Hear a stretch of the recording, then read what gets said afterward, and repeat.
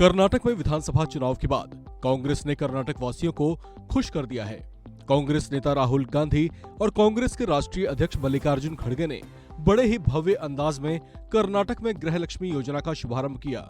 इसके साथ 4 अन्य योजनाओं को भी लागू किया गया है। इस महत्वाकांक्षी योजना के तहत अब कर्नाटक की महिलाओं को हर महीने 2000 रुपए सीधे इनके खातों में भेजे जाएंगे। चुनाव से पहले कांग्रेस पार्टी ने, हमारे सब नेताओं ने कर्नाटक से 5 वायदे किए थे और हमने कहा था कि जब कांग्रेस पार्टी कुछ कहती है, जब कांग्रेस पार्टी के नेता कुछ कहते हैं तो हम वो करके दिखाते हैं। और आज जब हमने ये टैबलेट पे बटन दबाया तो हमारी करोड़ों महिलाओं को सीधे उनके बैंक अकाउंट में 2000 रुपए मिले। इसके अलावा कर्नाटक की नवगठित कांग्रेस सरकार ने महिलाओं के लिए बसों में मुफ्त यात्रा की सुविधा की भी शुरुआत कर दी है। हमने आपसे कहा था कि चुनाव के बाद कर्नाटक की जो बहनें हैं, माताएं हैं, उनको बस में जाने के लिए पैसा नहीं देना पड़ेगा। स्कीम का नाम शक्ति था, उसको भी हमने पूरा कर दिया।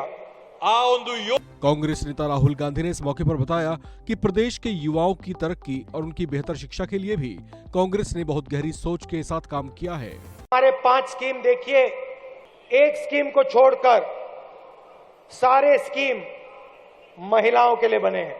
जरूर युवा निधि स्कीम युवाओं का है, उसमें हम 3000 रुपए ग्रेजुएट्स को और 1500 रुपए डिप्लोमा होल्डर्स को देते हैं। मगर इस स्कीम को छोड़कर हमारे चारों स्कीम महिलाओं के लिए बनाए गए हैं और इसके पीछे बहुत गहरी सोच है। राहुल गांधी ने इस मौके पर अपनी भारत जोड़ो यात्रा का भी जिक्र किया।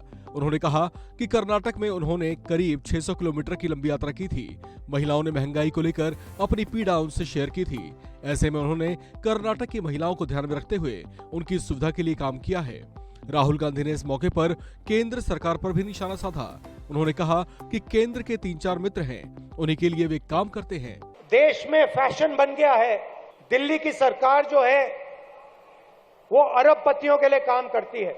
उनके 2-3 मित्र हैं और पूरा का पूरा जो विकास का काम होता है वो उन्हीं 2-3 लोगों के लिए होता है।